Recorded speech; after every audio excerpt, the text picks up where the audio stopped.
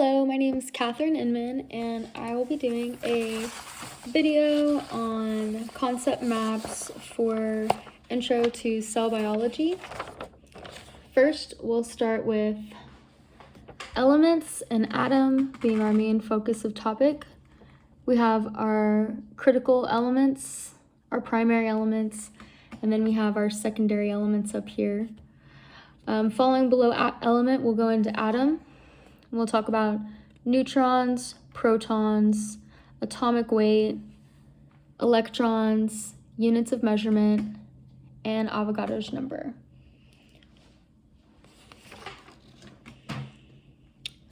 First, let's start with element. For our primary elements, we're going to start on this side, and it'll be oxygen, carbon, hydrogen, and nitrogen.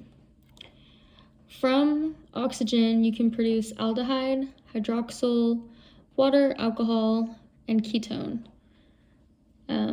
We've got our color-coordinated dots to represent the primary that they go with.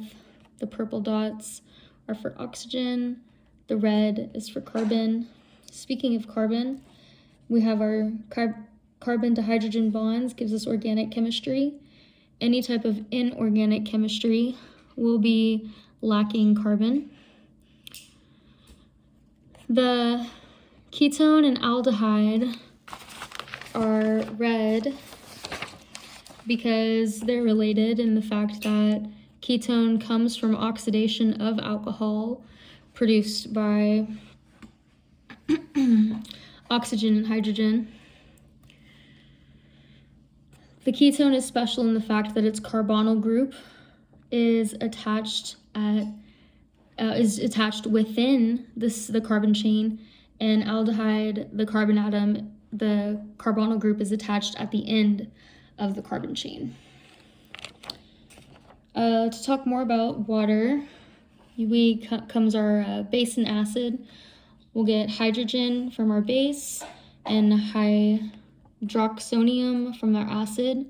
Those together give us our salts. And then let's talk about the secondary elements. Sodium, chlorine, potassium, calcium, sulfide, and phosphorus. And phosphorus functional group gives us phosphate.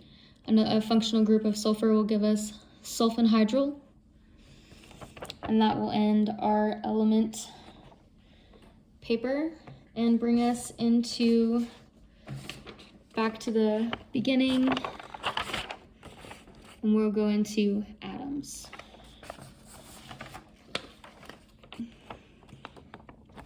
The first group for atoms I'd like to discuss will be this electron.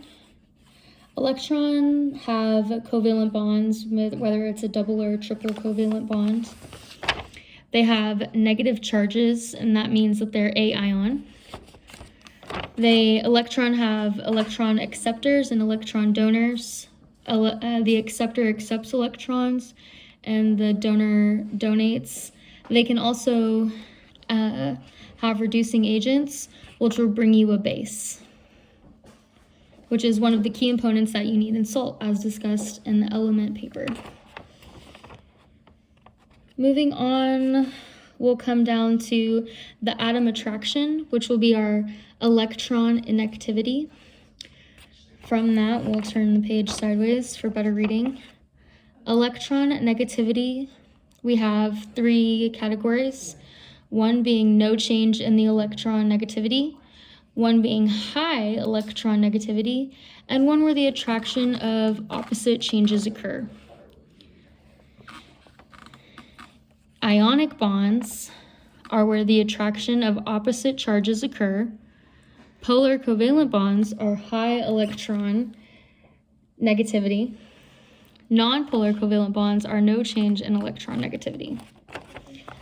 From there, we'll start to go on to the electron shell, which determines the number of electrons an atom can lose, gain, or share. How fascinating.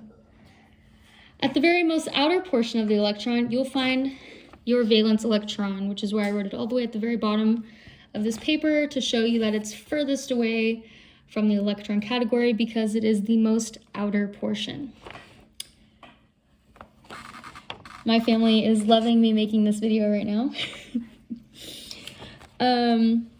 More on atoms, we have our subatomic particles. Our atomic particles are neutron and proton.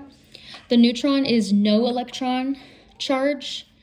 The proton is a positive electron charge, which brings us our cation. Protons and numbers of protons determines their atomic number. So that's pretty cool. Over here, we have the mass of an atom would be the atomic weight.